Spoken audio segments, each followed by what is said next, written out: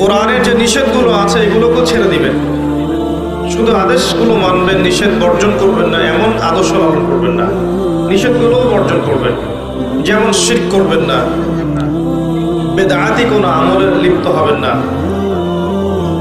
সুন্নতের খেলাফ কিছু করবেন না, হারাম খাবেন না, বেপরদায় চলবেন না, মিথ্যা বলবেন না, প্রতারণা করবেন না, গীবত করবেন না, চগলখড়ি করবেন না, ব্যভিচার করবেন না, ইত্যাদি যে কথাগুলো আছে কোরআনে নিষেধ, এগুলো অবশ্যই বর্জন করতে হবে।